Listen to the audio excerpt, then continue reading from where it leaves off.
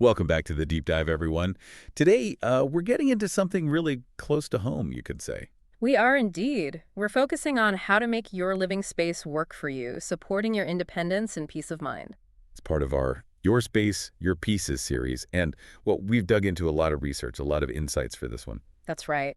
Our mission today is really to explore aging in place. It's a term you hear a lot, Hmm. but what does it really mean? It's about staying comfortable, staying independent in your own home, your own community, as you get older. Which is what most people want, isn't it? I mean, I think about my aunt. She lives over in Kitsilano in Vancouver. Yeah. Loves her little bungalow. Yeah. You know, decades of memories there. But things are changing, just slightly. That's so. Well, like the step into her shower feels higher now, or reaching things way at the back of the top kitchen cupboards. It's a strain. Right. Common things. Yeah, and even just, moving around some furniture. So her big question, and I bet a lot of you listening feel this too, is how does my home adapt to me? Instead of the other way around. Exactly. Yeah. Instead of me having to twist and turn just to live in my own space. And that really hits the nail on the head. Most houses, well, they just weren't built thinking about how our bodies might change over time. True. What felt easy at 40 or 50 might become a bit of a hurdle or, even a safety risk later on. And the thought of having to move just because the house isn't working anymore, that's stressful. Immensely stressful. So our deep dive today is really about finding practical ways to avoid that stress. So let me ask you listening, does this ring a bell? Does my aunt's situation sound familiar? Is there maybe one spot in your home that's starting to feel a bit challenging? Or maybe you've already made a change, something small, maybe that's made a big difference. Yeah, we'd love for you to share that maybe in the comments later. Yeah. It really helps everyone. Absolutely. Because this deep dive, it's meant to empower you, to give you knowledge you can actually use. Right. We believe that a lively later life means staying autonomous, comfortable, right where you feel most at home. So this is your guide, really, your guide to those essential home adaptations. Exactly. Ensuring your home stays that safe, peaceful haven where you're in control. And like you said, it's not always about massive renovations, is it? Not at all. Our research showed so many practical, sometimes really simple changes can make a huge impact. Things that boost accessibility, prevent those common falls. Boost comfort overall. So your home grows with you, not against you. Okay, let's get into what we found. Let's do it. So aging in place. We hear the term, but let's really unpack why it's such a powerful goal.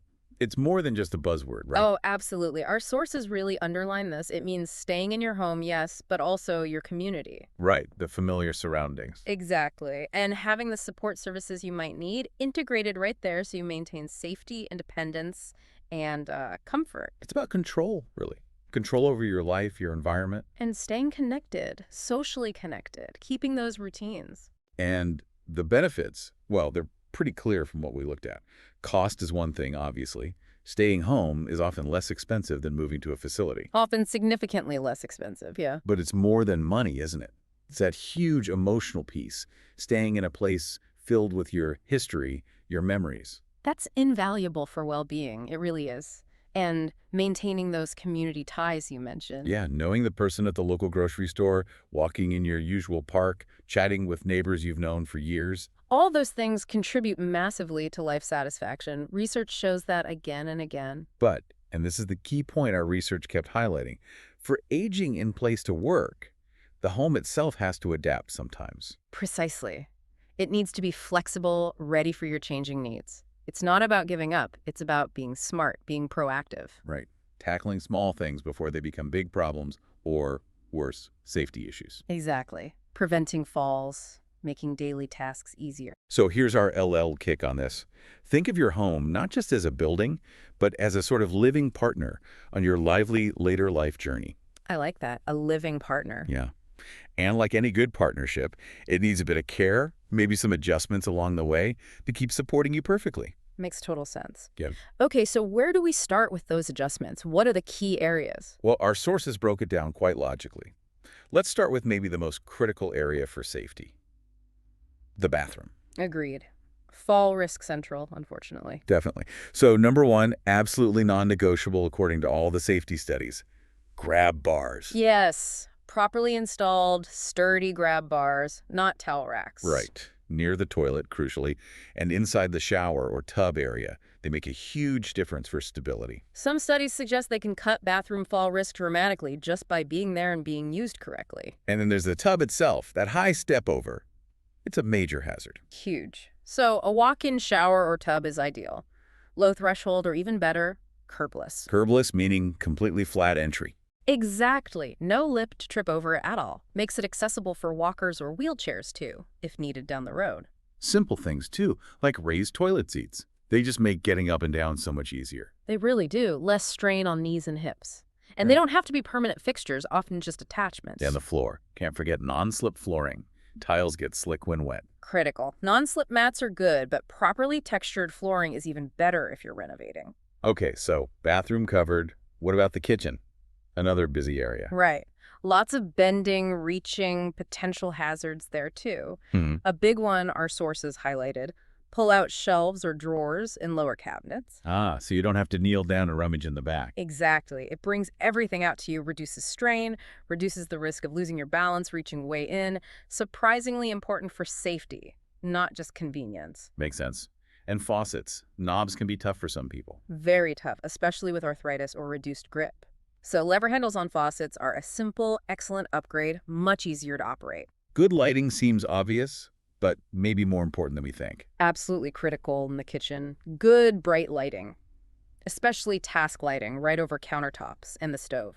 Helps prevent cuts, burns, mistakes. What about countertop height itself? Well, for major renovations, adjustable or multi-level countertops offer fantastic flexibility.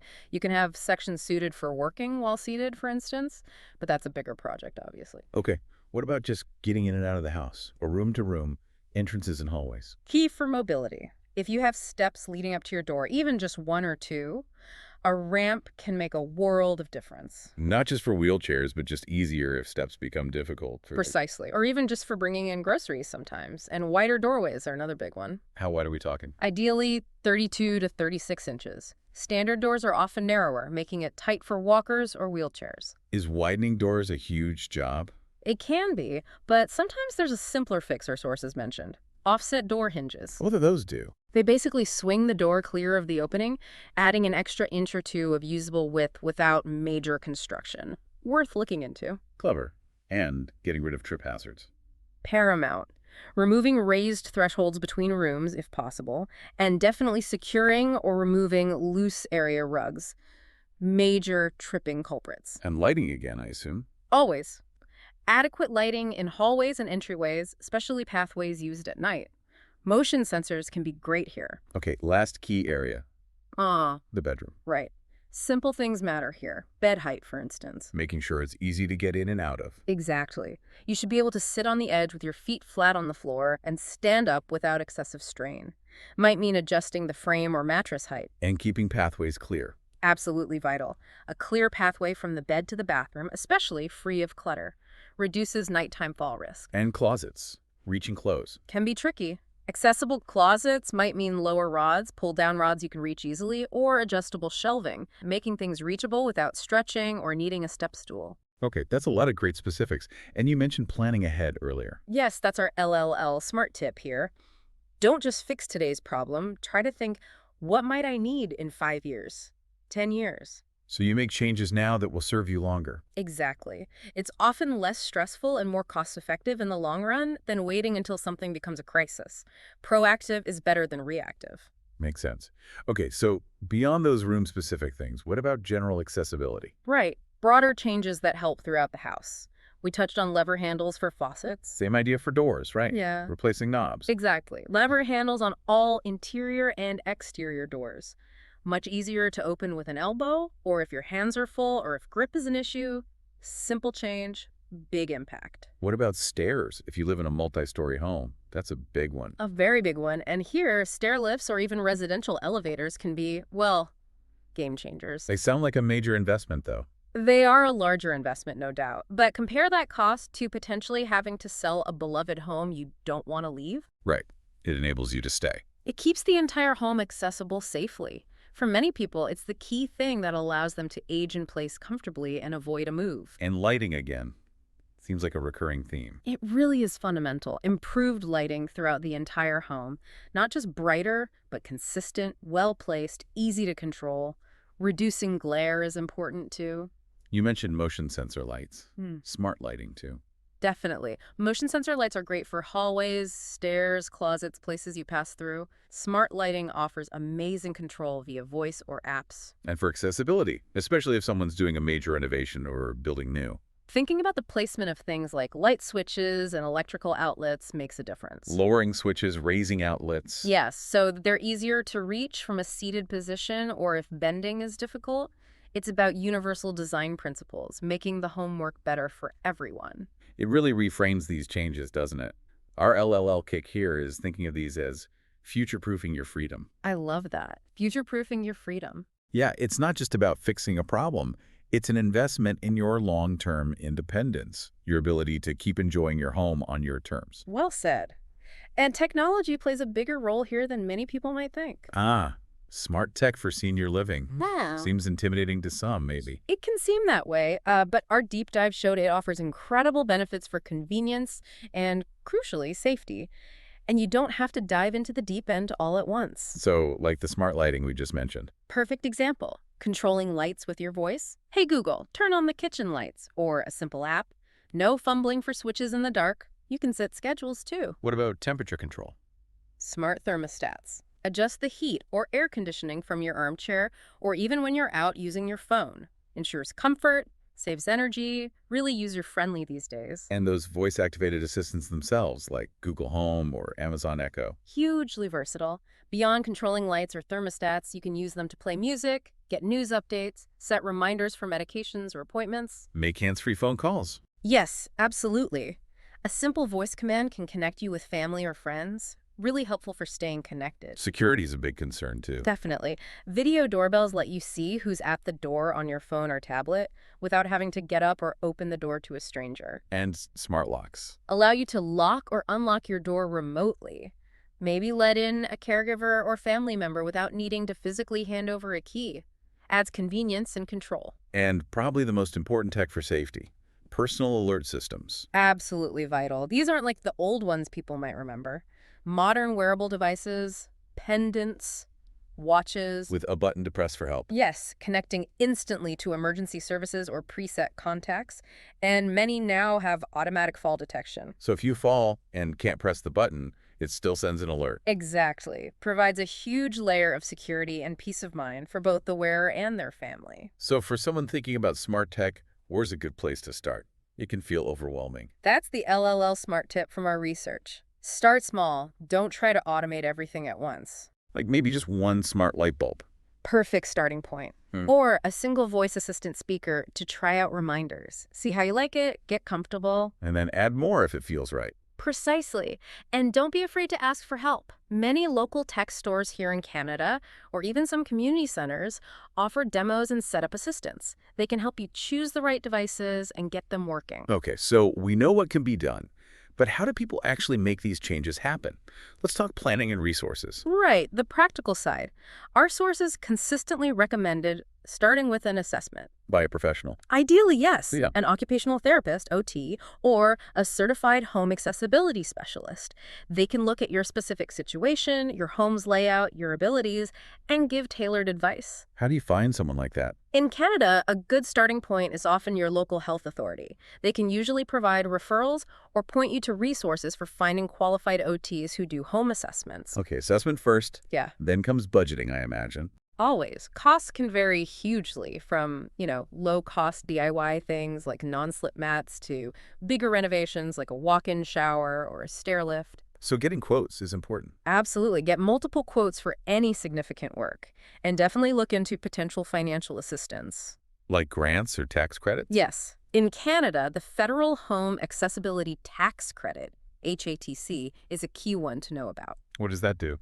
It provides a non-refundable tax credit for eligible renovation expenses that improve safety or accessibility for seniors or people with disabilities. It can make a real difference to the affordability. Worth investigating for sure. And if you need a contractor for the work, Finding the right contractor is crucial.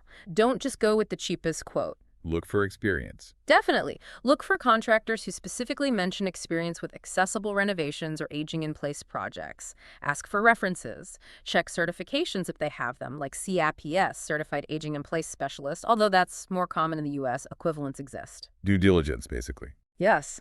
Ask lots of questions. Make sure they really understand the why behind the modifications, not just the how.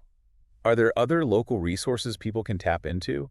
Here in BC, for instance. Yes, often community senior centers are great hubs of information. Nonprofit organizations focused on seniors or accessibility might offer advice or programs. Provincial bodies, too. Right. BC Housing, for example, has programs related to housing adaptations for seniors and people with disabilities. It's worth checking their website or contacting them. So, lots of avenues to explore. What's the final piece of advice on this planning stage? Our LLS Smart advice here is, remember, this is a journey, not a sprint. Okay. You don't have to do everything at once. Prioritize. What change will make the biggest positive impact on your safety or daily life right now? Start there. Even small steps add up. Exactly. Small, incremental changes are far better than doing nothing because the whole thing feels too big. Every little adaptation makes a difference. That's really empowering. So, wrapping things up, Mhm. it's clear from our deep dive that making these kinds of home modifications is incredibly powerful. It truly is. It's about enabling you, our lively later life friends, to successfully age in place. Making sure your home, the place you love, stays your sanctuary. Peaceful, comfortable, and safe. We've covered a lot, from those key bathroom and kitchen upgrades. To broader accessibility, like ramps and lighting, and even how smart technology can lend a hand. It's all about proactive steps to maintain your independence and really thrive at home. And remember that final thought.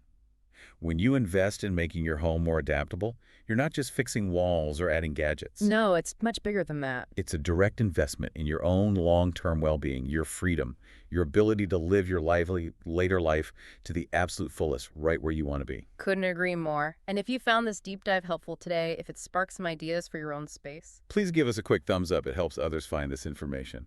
And really importantly, please do subscribe to the Lively Later Life channel.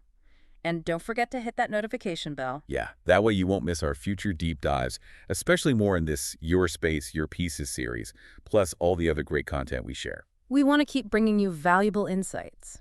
And we genuinely want to hear from you. Use the comment section below. Tell us, what's one change you've made that worked wonders? Or what's one idea from today that you're thinking about exploring? Your experience, your questions, they build our community and help everyone learn. Absolutely. So until our next deep dive, please stay safe, stay comfortable. And keep embracing your lively later life.